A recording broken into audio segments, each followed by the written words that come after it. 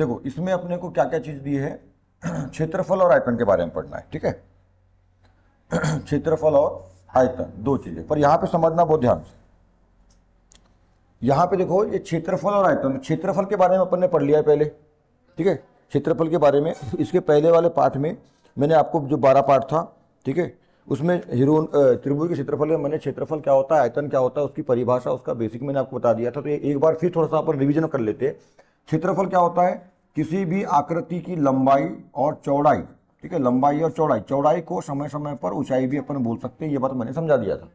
यदि कोई वस्तु ऐसे ऐसे रखी हुई है, ठीक है, ऐसे रखी हुई है, तो ये भाग पर जो लंबाई हो तो लंबाई होगी, पर ये क्या है, चौड़ाई।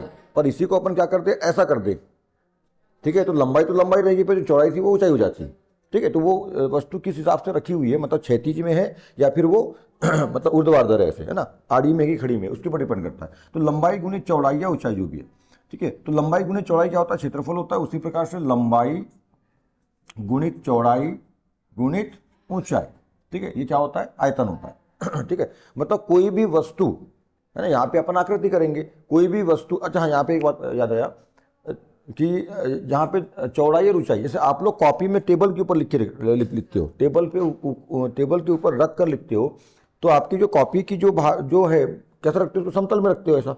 मतलब कैसे में रखे हो उसको, अपने आड़े में रखे हो, है ना, क्षैतिज में रखे हो, तो वो क्या मानोगे वहां पे, आप उसको चौड़ाई मानोगे। पर देखो आप, जैसे आपकी कॉपी होती है, मेरा बोर्ड ये मेरी कॉपी है, ये जैसे आप अपनी कॉपी में लिखते हो, मैं यही मेरी कॉपी है।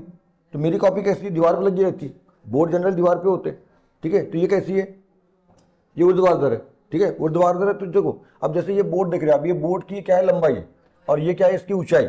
इसको चौड़ाई नहीं बोलेंगे, चौड़ाई बोल सकते हैं, पर अभी क्योंकि ऊंचा ऐसे में लगा है ना, ऐसे में लगा है, तो क्या करेंगे, उसको ऊंचाई बोलेंगे। पर ये ऐसा हो जाता तो चौड़ाई बोलते हैं उसको, बात समझ में आ रही है। तो वही ऊंचाई चौड़ाई इस्तेमाल हो सकता है वहां पे। हाँ, अब यहाँ समझना, क्षेत्रफल, क्षेत्र का फल वो आयतन है, ठीक है। तो क्षेत्रफल क्या होता है, तो यहाँ पे देखो, कोई भी वस्तु या कोई भी आकृति या कोई भी वस्तु, है ना, कोई भी वस्तु पृथ्वी के तल पर या किसी भी समतल पर, टेबल के ऊपर, पृथ्वी के ऊपर, कोई भी तल पर, समतल होना चाहिए, कोई भी तल हो पर कैसा हो, समतल हो। कोई भी वस्तु किसी समतल पर जितना स्थान घेरती है, जितना स्थान घेरती है ना, वो क्या हो जाएगा, उसका लंबाई गुणित चौड़ाई, है ना। कोई वस्तु है, मान लीजिए ऐसी, इतनी बड़ी कोई वस्तु है, कोई भी ऐसा लकड़ी वकड़ी का कुछ भी समझ लीजिए ऐसा है, और ये पृथ्वी पे रखा है, टेबल के ऊपर रखा है, आपकी पुस्तक है टेबल के ऊपर रखी है। हमको ये बताना है कि पुस्तक ने कितना स्थान घेरी है, उसका क्षेत्रफल क्या है। कोई भी वस्तु किसी तल पर, समतल पर जितना स्थान घेरती है ना, वही उसका क्या कहलाता है, क्षेत्रफल कहलाता है। क्या करना पड़ेगा उसके लिए अपने को, उसकी जो लंबाई है उसको नाप लो, और उसकी जो चौड़ाई है उसको नाप लो। मान लो ये उसकी लंबाई है, ठीक है, कितना है, मान लीजिए 10 है, और उसकी चौड़ाई ऊंचाई जो भी है, चौड़ाई हो चाहे ऊंचाई हो, वो ये मान लीजिए कितना है, 8 है। थोड़ा गड़बड़ हो गया, थोड़ा लंबा बनाना पड़ेगा उसको ऐसा, है ना, ये नहीं है ना, ऐसा ध्यान रखना, ये पूरा 10 यहाँ तक, 10 और ये 8 है, तो क्या करेंगे, दोनों को अपन क्या कर देंगे, गुणा कर देंगे, तो 8 दाम 80, ठीक है, ऐसे निकल जाएगा। दूसरी बात, आयतन क्या होता है, आयतन कोई भी वस्तु, ठीक है, कोई वस्तु है, कोई भी वस्तु त्रिविम में तल के साथ साथ, समतल के साथ साथ, आकाश में भी, ठीक है, कितना स्थान घेरती है, ऐसा। कोई भी वस्तु तल के साथ साथ, मतलब समतल में तो है, पर वो ऊंची भी होनी चाहिए, ऊंची भी होनी चाहिए। जैसे इसको आप ऐसा समझना, अपन एक कागज है अपने पास, केवल कागज, कागज समझ रहे हो, जैसे अपनी कॉपी, आपकी पुस्तक का कॉपी का एक पेज जो होता है, कागज, वो कागज है, वो कागज एक आप टेबल के ऊपर रखा हुआ है, उसका क्षेत्रफल निकालना है। क्या करोगे, उसका लंबाई और चौड़ाई देख लोगे, गुणा कर दोगे, ठीक है, सेंटीमीटर में मान आता है, जो भी मात्रक आप ले रहे हो, सेंटीमीटर में, मीटर में, जो भी ले रहे हो, उसको आप मात्रक में दर्शाते हो। और मात्रक हमेशा क्या होता है, इस क्षेत्रफल का मात्रक क्या होता है, हमेशा क्षेत्रफल का वर्ग इकाई, है ना, वर्ग इकाई, इकाई बोलो या मात्रक बोलो, वर्ग मात्रक या वर्ग इकाई होता है, ठीक है। यदि मान लीजिए, इसका मतलब क्या हुआ, यदि मात्रक आपका सेंटीमीटर है तो सेंटीमीटर स्क्वायर, यदि मात्रक आपका मीटर है तो मीटर स्क्वायर, यदि किलोमीटर है तो किलोमीटर स्क्वायर। किलोमीटर का के एम कैपिटल है ना, ध्यान रखना, किलोमीटर का के एम कैसा रहता है, capital. C M square, C M का जो है सेंटीमीटर, जो है सेंटीमीटर का सी एम स्मॉल रहता है, मीटर का एम स्मॉल रहता है, पर किलोमीटर का के एम कैपिटल रहता है, ध्यान रखना इस बात को। स्क्वायर, अब क्यों स्क्वायर क्यों लगाते हैं, और एकमात्र क्षेत्रफल एकमात्र ऐसी राशि है कि इसका जो मात्रक होता है वो वर्ग में, मतलब स्क्वायर में होता है, एकमात्र राशि, किसी और का वर्ग में नहीं होता, सिर्फ केवल और केवल क्षेत्रफल। क्यों होता है, क्योंकि आप यहाँ पे लंबाई और चौड़ाई, क्या ऊंचाई, लंबाई और चौड़ाई केवल दो राशियों का गुणा करते हैं, इसलिए इसके ऊपर लगाते हैं 2 की घात, वर्ग में रहता है, ठीक है। हाँ, तो यहाँ पे बात समझ में आ गई।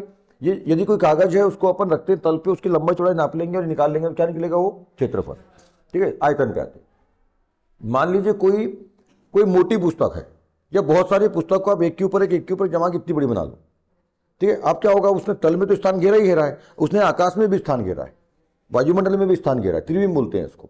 तो वो तल के साथ साथ त्रिविम में भी आकाश घेर ले, मतलब ये टेबल के ऊपर रखेंगे अपन ऐसा, और मोटी पुस्तक इस तरह जमा दो इतनी इतनी, और उसका क्या निकालना है अपने को, क्षेत्रफल भी निकाल सकते हैं, पर उसका आयतन निकाल, क्षेत्रफल निकालेंगे तो ऐसा निकालेंगे, आयतन निकालना है उसका। मतलब आयतन क्या होता है, कोई वस्तु तल के साथ साथ त्रिविम में, वायुमंडल में या हवा में कितना स्थान घेर रही है, तल के साथ साथ हवा में भी कितना स्थान घेर रही है, उसको मैं सरल भाषा में हवा बोल, त्रिविम बोलते हैं उसको, ठीक है, हवा बोल देता हूँ। तो इसमें तीन चीज आ जाएगी, आप लंबाई, चौड़ाई और ऊंचाई। अब ऊंचाई भी नापोगे उसकी, ठीक है, तो लंबाई, चौड़ाई, ऊंचाई, देखो ये हो गई आपकी लंबाई ए, ये होगी इसकी चौड़ाई बी, और ये होगी इसकी ऊंचाई सी, ए बी सी, ठीक है, यहाँ पे ए बी सी ऐसा होता है, पर ये हटा दिया है थोड़ा, अभी मैं बता रहा हूँ आप इसके बारे में, ठीक है। तो यहाँ पे लंबाई, चौड़ाई, ऊंचाई, अब तीनों गुणा कर दो, मान लो इसकी लंबाई होगी 5 सेंटीमीटर, चौड़ाई होगी 4 सेंटीमीटर, और ये होगी मान लो जो भी है 6 सेंटीमीटर, ऐसा कोई मान लो, है ना, ऐसा है, सेंटीमीटर मान लेते। तो क्या करना है, तीनों का गुणा कर देना है, ठीक है, कितना हो जा रहा है, 5 चौकी 20, और 20 का गुणा 6 में कर दो, 120, और सेंटीमीटर में मान था तो 120 सेंटीमीटर। हाँ, पर अब यहाँ पे क्या होगा, हाँ, जैसे यहाँ पे वर्ग इकाई होता है, वहां पे होता है घन इकाई, घन का मतलब 3 की घात, घन इकाई होता है, ठीक है। आयतन हमेशा एकमात्र ऐसी राशि, जैसे मैंने यहाँ कहा था कि एकमात्र ऐसी राशि क्षेत्रफल, एकमात्र ऐसी राशि होती है क्षेत्रफल जिसका जो मात्रक है कायम में रहता है वो हमेशा वर्ग में, एकमात्र, किस क्षेत्रफल के अलावा किसी और राशि का मात्रक कभी भी वर्ग में नहीं होता, पर क्षेत्रफल का हमेशा वर्ग में होता है, ठीक है। उसी प्रकार एकमात्र राशि है आयतन जिसका जो मात्रक है, जो इकाई है, वो हमेशा कायम में होती है घन में, है ना, घन में, घन का मतलब 3 की घात, है ना। जैसे यहाँ पे अपन लिखेंगे वर्ग इकाई, यहाँ पे क्या लिखेंगे, घन, अरे यार, घन इकाई, ठीक है, घन इकाई है, घन मात्रक, घन का मतलब 3 की घात। क्षेत्रफल का मात्रक, एकमात्र क्षेत्रफल का मात्रक होता है वर्ग में, एकमात्र आयतन का मात्रक होता है क्यूब में, बस। और इसके अलावा जितनी भी अब राशि आएंगी, जितने भी, है ना, जो भी निकालना, आपको परिधि निकालना, क्षेत्रफल निकालना, परिमाप निकालना, लंबाई निकालना, चौड़ाई निकालना, ऊंचाई, जो भी है सब कैसा आएगा, सिंपल। सिंपल का मतलब एक ही घात होती है उसके ऊपर, एक ही घात तो लिखते नहीं है, ठीक है, ऐसा होगा। तो बात समझ में आ गई। यहाँ पे 3 की घात क्यों लगती है, कि यहाँ पे 3 राशियों का आपस में गुणा करते हो, 3 राशियाँ रहती है, इसलिए 3 की घात लगती है, 2 राशि रहती है, लंबाई, चौड़ाई, इनको राशि बोलते हैं। राशि मतलब रुपये वाला राशि नहीं है, ठीक है, ये गणित की राशि, मतलब पद, राशि का मतलब पद, गणित के पद, गणित में प्रयोग होने वाली शब्दावली, ये पद है, इनको राशियां कहा जाता है, ठीक है। ये अब जब भी आप बड़ी क्लास में जाओगे तो ये फिजिक्स में भी, मतलब फिजिक्स एक तरह की गणित होती है, फिजिक्स विज्ञान, ये गणित विज्ञान है, गणित एक तरह का विज्ञान है, साइंस है ना। आप ये गणित पढ़ते हो ना, गणित कुछ और अलग चीज़ नहीं है, साइंस ही है। और जो विज्ञान पढ़ रहे हो आप, जिसमें, अच्छा, आप विज्ञान की कितनी शाखा पढ़ते हो, गणित विज्ञान के अंदर कितनी शाखा पढ़ते हो, 3 मुख्यतः पढ़ते हो। एक पढ़ते हो फिजिक्स, मतलब भौतिक शास्त्र, नहीं, जैसे आपकी पुस्तक में उस हिसाब से चलते हैं, जैसे आपकी पुस्तक में उस हिसाब से, है ना। 9th की पुस्तक में क्या सिलेबस है, विज्ञान में मैंने शुरू में बताया आपको, अध्याय 1 से लेकर के अध्याय कहाँ तक, 4 तक, अध्याय 1 से 4 तक क्या है, केमिस्ट्री है। केमिस्ट्री मतलब रसायन शास्त्र, सामने मैंने आपको शुरुआत में करा दिया सब, है ना। 5, 6, 7, 8, ठीक है, 5, 6, 7, 8 क्या है, बायोलॉजी है। बायोलॉजी का मतलब जीव विज्ञान, 4 अध्याय जीव विज्ञान, 4 अध्याय केमिस्ट्री के, 4 अध्याय जीव विज्ञान के। 9, 10, 11, 12, 13 भी है क्या, 9, 10, 11, 12, 13 ऐसा कुछ है ना। जरूरी नहीं 4 से रहेगा, 5 भी होगा ना, 9 से 9, 10, 11, 12, 13 भी है शायद, ठीक है। ये क्या है आपका, फिजिक्स है, फिजिक्स मतलब भौतिक शास्त्र। और लास्ट के जो 1-2 अध्याय हैं, 14, 15, ठीक है, वो क्या है आपका, इन्वायरमेंट। इन्वायरमेंट का मतलब पर्यावरण है। यहाँ पे 3 प्रमुख चीज़ है, इन्वायरमेंट भी उसी में आता है अभी, है ना, वही है, जो अपन जो पढ़ते हैं पर्यावरण, वो साइंस का ही भाग होता है ना, विज्ञान का ही भाग है। तो गणित एक शाखा हो गई आपकी, और एक शाखा होती है विज्ञान। आप विज्ञान की 2 शाखाओं के बारे में पढ़ते हो, आपको लगता है गणित अलग चीज़ है, विज्ञान अलग चीज़ है, नहीं, गणित ही विज्ञान, मतलब सॉरी, गणित विज्ञान ही है, गणित विज्ञान ही है, गणित ही विज्ञान ऐसा नहीं बोलेंगे, गणित विज्ञान ही है। तो विज्ञान, कुल मिलाकर विज्ञान की 2 पुस्तक पढ़ते हो, 2 सब्जेक्ट पढ़ते हो, 2 शाखाओं के बारे में पढ़ते हो, गणित, दूसरा विज्ञान, ठीक है, ऐसा है। अब आप लोगों को लगता है कि विज्ञान बस यही साइंस है और ये तो कुछ और है, मैथ्स नहीं है, मैथ साइंस ही है, मैथ साइंस, इसको मैथ साइंस बोलते हैं ना, क्या बोलते हैं, मैथ साइंस, और ये साइंस हो गया। तो ऐसे पढ़ते हो आप। जब ये बड़ी क्लास में जाओगे ना, आप 11वीं 12वीं वगैरह में मैथ्स वगैरह लेके पढ़ोगे, तो आप ये विज्ञान की 3 अलग शाखाओं को पढ़ोगे। मतलब केमिस्ट्री अलग पुस्तक हो जाएगी, बायोलॉजी की अलग पुस्तक। बायोलॉजी फिर 2 भागों में और बटा होता है, बॉटनी जूलॉजी, ठीक है, प्राणी शास्त्र और वनस्पति शास्त्र, पादप शास्त्र बोलते हैं उसको, वो है ना, और फिजिक्स। तो ये 3 पढ़ोगे। और ये इन्वायरमेंट जो होता है ना, ये पर्यावरण क्या हो जाता है, केमिस्ट्री में जुड़ जाता है, ठीक है। बड़ी क्लास में जाने पर पर्यावरण कहाँ जुड़ जाता है, केमिस्ट्री में जुड़ जाता है ना, ऐसा होता है। केमिस्ट्री में जुड़ जाएगा, बायो में जुड़ जाता है, केमिस्ट्री और बायो में, फिजिक्स से हट जाता है। तो ये फिजिक्स, हाँ एक और बात, यहाँ जो फिजिक्स होती है ना, ये फिजिक्स आपका मैथमेटिक्स साइंस होता है। फिजिक्स जो होता है वो मैथमेटिकल साइंस होता है, मतलब गणितीय विज्ञान बोल सकते हैं उसको, गणित विज्ञान ऐसा, है ना। फिजिक्स, हाँ, तो फिजिक्स में, क्योंकि फिजिक्स में गणित ज़्यादा इस्तेमाल होता है, मतलब गणित वाला रोल रहता है उसमें, गणितीय विज्ञान बोल सकते हैं उसको, ठीक है। इस तरह से ये बातें ध्यान रहेगी आपको, है ना, यहाँ पे ध्यान रखना। अब अपने को ये बातें समझ गए अपन, इसके बारे में पहले ही बेसिकली मैंने करा दिया, और अभी इसके पिछले वाले अध्याय में भी अपन ने मैंने इसकी परिभाषाएं वगैरह जो सूत्र मात्रा की है वो सब दिखा दिया था। यहाँ पे मैंने रिवीजन करा दिया, और अपने को यहाँ समझना है अध्याय 13 को काफ़ी कुछ खत्म कर दिया है। थोड़ा बेसिक चीज़ अच्छी थी इसमें रखना चाहिए था, पता नहीं पर इनका क्या है। तो यहाँ पे ध्यान देना, अध्याय 13 में आपको क्या क्या चीज़ है, घनाभ है। देखो यहाँ पे इस अध्याय में, अध्याय 13 की अपन बात कर रहे हैं, क्षेत्रफल और आयतन, पृष्ठीय क्षेत्रफल और आयतन, क्षेत्रफल आयतन। इसमें 5 चीजें ध्यान समझना, है ना, घनाभ, घन, बेलन, शंकु, गोला, ठीक है, इतनी चीजें हैं। और एक बात और, इसमें क्या क्या पढ़ना है अपने को इसके अंतर्गत। आप तो बोल रहे थे सर ये आकृतियां जो है केवल त्रिभुज होती है, चतुर्भुज होती है और वृत्त होती है।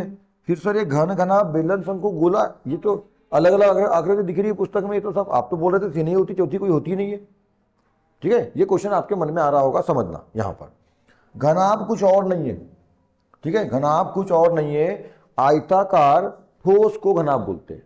कैसा कार, आयताकार, जैसे ईंट होता है ना, ईंट दीवार में लगाते हैं, ये वाला ईंट। आपकी पुस्तक मोटी यदि हो, ऐसा माचिस की डिब्बी घर में होती, माचिस मैच बॉक्स, ठीक है। तो ऐसी बहुत सारी चीजें होती है, वो क्या है, घनाभ है। घन क्या होता है, वर्गाकार ठोस, वर्गाकार ठोस को घन बोलते हैं। आपने देखा होगा वो एक वो मिलाने वाला आता है ना, ऐसा क्यूब मिलाने वाला आता है ना, क्यूब। तो क्यूब मतलब क्या होता है, घन होता है। अब भी इसके पहले पढ़े अपन, क्यूब मतलब क्या होता है, घन होता है। वर्ग मतलब 2 की घात, और घन मतलब 3 की घात, उसको क्यूब बोलते हैं इंग्लिश में। तो क्यूब होता है, तो देखिए ना ऐसा घुमाने वाला कैसा रहता है, वो पूरे चौकोन रहता है, सभी भुजाएं बराबर रहती है और उठा हुआ रहता है, ऐसा क्या हो गया, वो वही घनाभ है। ईंटा क्या है, ईंटा क्या है, घनाभ। और क्यूब क्या है, घन। बेलन क्या होता है, ठीक है, बेलन, हाँ, तो बेलन जानते हो, कोई भी गोल, जैसे देखो ये पेन दिख रही है, ये पेन है ना, इतना भाग क्या कर सका, बेलन है। घर में बेलन, मम्मी रोटी बनाती है ना, है ना, तो वो मुट्ठी वाले भाग को काट दो इधर से ऐसा, और बीच वाला भाग देख लो, बेलन हो गया, है ना। ये घर में पाइप लगाते हो, पानी का पाइप आता है, बेलनाकार होता है सब, ठीक है, बेलन समझते हो। तो बेलन क्या, अब सर बेलन तो अलग आकृति है, आप बोलोगे बेलन तो अलग आकृति है, ठीक है, इसको समझो ऐसे। हाँ, थोड़ा सा आकृति में अंतर आएगा। मैं यहाँ बना रहा हूँ बेलन, देखो ये बनाया अपन ने बेलन, ठीक है, यहाँ पे बेलन बना दी, और यहाँ पे ये ऐसा भाग रहेगा, ऐसा बेलन। ये बेलन जो है ना, ये 2 वृत्तों से मिलकर बनने वाली आकृति होती है। देखो एक वृत्त दिख रहा है, एक वृत्त, और ये नीचे दूसरा वृत्त, 2 वृत्त बना लो, और 2 वृत्तों को आपस में ऐसा जोड़ दो। एक वृत्त बना लो ऐसा, 2 वृत्त बना लो, दोनों को ऐसा क्या कर दो, जोड़ दो, तो क्या बन गया, आपका बेलन बन गया, ठीक है। मतलब वृत्तों से मिलकर बनने वाली ही आकृति। दूसरी बात एक और, यदि आप ये केंद्र रहेगा गोले का, ये केंद्र रहेगा गोले का, मतलब वृत्त का, इसको आप मिला दो ऐसा, ये मिला दो ऐसा, तो क्या बन गया आपका, चतुर्भुज बन गया, है ना। आयत पर जो भी बनेगा चतुर्भुज बन गया। तो एक चतुर्भुज और 2 वृत्तों को मिला दो, आगे चतुर्भुज और वृत्त। मतलब मैंने क्या बोला, मुख्यतः 3 यही है। अब उसके प्रकार, उससे जोड़ जाड़ के जैसा भी है बना दो, वो बनना उसी है। जैसे रंग जो है ना, केवल 3 होते हैं बस, लहनी बोलते हैं इसको, शॉर्ट में उसको लहनी, लाल, हरा, नीला। ये लाल, हरा, नीला 3 मिलाकर इस पर 7 बनते हैं। 3 को मिलाकर 7 बनाते हैं, और 7 से तो फिर आप 7000 बनाओ, कोई दिक्कत नहीं है, ठीक है। तो ऐसा ये मेन 3 है, फिर इन्हीं के प्रकार, इन्हीं को जोड़ जाड़ के बनाते रहते हैं सब ऐसा। मुख्यतः 3 ही चित्र होते हैं, इसके अलावा कुछ होता ही नहीं है ना। त्रिभुज, चतुर्भुज और वृत्त, सब इन्हीं से मिल माल के बनेंगे। बेलन देख रहे हो, 2 वृत्त और एक चतुर्भुज से, मतलब आयत वर्ग जो भी है उससे मिलकर बन गया, तो ये हो गया बेलन।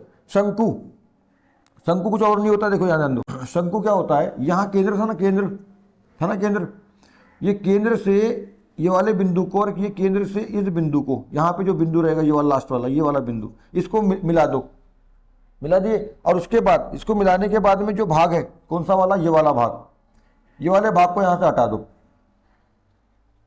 है ना। जैसे मान लो अपन अपन अपने पास कोई क्या हो, बेलन हो, और बेलन से क्या करें अपन, कुछ भाग को, उसके भाग को ऐसा काट के हटा दें, ठीक है, हटा दिया अपन ने ऐसा। तो ये जो मिला अपने को, ये वाला भाग, ये वाला भाग क्या बन गया, शंकु बन गया। क्या बन गया, शंकु। ठीक है, देखो ये शंकु बन गया, चित्र देख रहे हो। शंकु, शंकु मतलब क्या होता है, इसको आप आइसक्रीम खाते हो ना, कौन सा आइसक्रीम, वो कोन वाला आइसक्रीम, ऐसा प्लेट वाला नहीं, चम्मच वाला नहीं, कोन वाला खाते हो ना, ऐसा गोल गोल सा कोन रहता है, आइसक्रीम खाते हो, बस वो आइसक्रीम के कोन को उल्टा कर दो, ऐसा ऐसा खाते हो ना, ऐसा ऐसा कर दो उसको, क्या बन गया, शंकु बन गया। मेहंदी लगाने का कौन आता है, लड़कियों घर में देखा होगा, दीदी लोग मम्मी लोग लगाती, तो वो मेहंदी लगाने कौन आता है, कौन आता है, तो उसका नुकीला भाग इधर रहता है, ऐसे ऐसे पेन है, नुकीला भाग इधर रहता है और इधर का भाग मोटा रहता है, क्या बोलते हैं उसको आप, मेहंदी कोन। कोन मतलब शंकु, शंकु को बोलते हैं कोन इंग्लिश में, शंकु को क्या बोलते हैं इंग्लिश में, कोन। कोन, शंकु कोन बोलते हैं ना, कोन, शंकु को इंग्लिश में कोन कहा जाता है। तो मेहंदी का कोन आता है, आइसक्रीम का कोन आता है, ठीक है। वो होली में अपन लोग वो केप पहनते ना, ऐसी वाली टोपी लंबी वाली, वो तो ऐसा हेड पहनते हैं, वो भी होती है, पर एक लंबी वाली भी आती है, ऐसी ऐसी सर पे रखो, ऐसी लंबी लंबी सुजा होती जाती है इधर, क्या है वो, शंकु है, ठीक है। तो बेलन से ही शंकु बनता है, बेलन का 1/3 भाग शंकु होता है ना। बेलन का 1/3 भाग कम, बेलन का 1/3 भाग कम कर दो तो क्या बन जाता, शंकु बन जाता। अभी बेलन था ना यहाँ पर, उसका 1/3 भाग, है ना, क्या कर देंगे, कम कर देंगे। 1/3 का मतलब 33% भाग कम कर दो, तो जो बचेगा वो शंकु कहलाता है, ठीक है। ऐसा अभी पढ़ेंगे इसके बारे में, शंकु तो है, सूत्र वगैरह समझेंगे अभी, ठीक है। और आगे आप गोला, ठीक है, गोला, तो गोला क्या होता है, व्रत है, गोला क्या है, व्रत है। पर अंतर किस बात का है, व्रत कैसा होता है, खोखला होता है, हाँ खोखला रहेगा, अंदर से खोखला रहेगा, ठीक है। जैसे फुटबॉल, क्रिकेट का बॉल, वॉलीबॉल, क्या है, व्रत है, इसमें परिधि में अंदर हवा भरी, खोखला की नहीं अंदर से। यदि भरा होता, सोचो भरा होता तो ऐसा मारते तो अपना हाथ टूट जाता साला, है। फुटबॉल यदि अंदर से पूरा भरा होता तो लात मारते तो लात टूट जाता। सोच के देखो कैसा होता है, अंदर से खोखला होता है, हवा भरना पड़ता है, क्या है वो, व्रत है। पर अब उसी में गोला कैसा, है ना, जैसे भरा हो जाए, जैसे पृथ्वी एक गोला है, चंद्रमा एक गोला है, बुध शुक्र फलाना सब गोला है, भरा हुआ ठोस गोला, है ना। वो गोला फेंकने वाले स्कूल में गोला आता है ऐसा ऐसा, अच्छा इतना बड़ा रहता है, पूरा भरा हुआ रहता है, वो लोहे का, है ना, लोहे का रहता है पूरा, ऐसा गोला, ऐसा ऐसा मिट्टी का गोला बना सकते हो आप, कई तरह के गोले, ऐसा भरे होना चाहिए पूरा ठोस, पूरा अंदर से खोखला नहीं होना चाहिए, क्या बोलेंगे उसको, गोला। व्रत और गोला में क्या अंतर है, आकृति से दोनों की आकृति समान है, ये खोखला होता है, ये भरा हुआ होता है ना, ये खोखला है और ये अंदर से कैसा है, भरा हुआ होता है, बस ये अंतर रहता है, बाकी सेम है, बाकी सब कुछ सेम। और बेसिकली मैंने पूरा आगे से पीछे से दाएं से बाएं से सब तरफ से इसके पूरे सूत्र वूत्र ये वो सब बता दिया आप लोगों को, ठीक है। तो बस ये गोला है ना, केंद्र रहेगा बीच में। अच्छा, गोले का एक और भाग होता है अर्धगोला, क्या करते हैं इसके लिए, इसको बीच से काट दो, ये है इसका केंद्र, है ना। ये क्या होता है, व्यास, व्यास क्या होता है, सबसे बड़ी जीवा। और व्यास जो होती है, यदि अपन किसी व्रत को व्यास से काट दें तो बराबर अपने को आधा भाग मिलता है, ऐसा हटा देते हैं इसको, यहाँ से हटा दिया, क्या मिला अपने को, अर्धगोला। क्या मिला अपने को, अर्धगोला, ये मिल गया आधा गोला। तो गोले को आधा कर दो, अर्धगोला हो जाएगा। क्या से, कैसे आधा करोगे, व्यास से, ठीक है, व्यास से उसको आधा काट दो, नीचे का ऊपर का जो भी है, व्यास से आधा काट दो, आपको क्या मिल गया, अर्धगोला मिल गया। तो गोला अर्धगोला ये दो चीज आपको मिलेगी, बात समझ में आ गई। भरा है तो गोला, खाली है तो, ठीक है, ऐसा। इतनी आकृतियों के बारे में यहाँ पे आपको पढ़ना है। गोले को इसमें स्फीयर बोलते हैं, ठीक है। हाँ, यहाँ पे अब ये बात समझ में आ गई आपको, मैंने ये बता दिया आपको कि ये जो आकृतियां हैं ये कोई और नहीं, त्रिभुज, चतुर्भुज और व्रत से ही मिलकर बनती है, ठीक है ना, ये समझ लेना। मेन कौन है, त्रिभुज, चतुर्भुज, व्रत। हाँ, यहाँ पे समझने वाली बात। अब देखो आपको सिलेबस में घनाभ क्या है, घन क्या है, बेलन क्या है, शंकु क्या है, गोला क्या, समझ गए। अभी इस बार सिलेबस में 2023 में जो अभी आपका एग्जाम होगा 22, 23, 17 में सिलेबस हटाया है, तो सिलेबस में से, अच्छा यहाँ पे सबसे पहली बात हो, घनाभ क्या क्या पढ़ने वाले हैं अपन, घनाभ का, इन सब का क्षेत्रफल भी पढ़ेंगे और इन सब का आयतन भी पढ़ेंगे, इन सब का क्षेत्रफल भी और इन सब का आयतन, ठीक है। शुरुआत की 4 प्रश्नावलियों में इन सब पांचों आकृति 5 है, प्रश्नावली 4 है। क्यों ऐसा, क्योंकि घनाभ और घन एक ही में है, ठीक है, बात समझ में आ रही है, ध्यान समझना। तो ये 5 चीजों का आयतन लाइन से पहले आयतन दे दिया है, नहीं सॉरी क्षेत्रफल दे दिया है, और क्षेत्रफल जब खत्म हो गया तो फिर उनका आयतन दिया। आयतन कैसा, घनाभ घन का आयतन काय में है, 13/5 में, बेलन का आयतन 13/6 में, शंकु का आयतन 13/7 में, गोले का आयतन 13/8 में, बिल्कुल क्रमशः है सब कुछ। ये कॉन्सेप्ट समझना बहुत जरूरी है, नहीं तो आप लोगों को समझ में नहीं आएगा, है ना। इससे एक बेसिक दिमाग में बनेगा, हाँ इस प्रश्नावली में ये है और ये चीजें ये चीजें हैं, आपको मैं समझ, क्योंकि केवल मैं चालू कर दूंगा ना अभी हाँ चलो बनाओ और ये करो, तो तुम बना तो लोगे पर दिमाग में घुसेगा नहीं तुम्हारे। इसलिए कॉन्सेप्ट बनाना बहुत जरूरी है, इसलिए मैं ये बता रहा हूं आप लोग कॉन्सेप्ट वाइज स्टडी के लिए, ठीक है। तब आपको बात समझ में आएगी और प्रश्न आप अच्छे से कर पाओगे और लंबे समय तक याद रहेगा आप लोगों को, ठीक है, जीवन भर के लिए।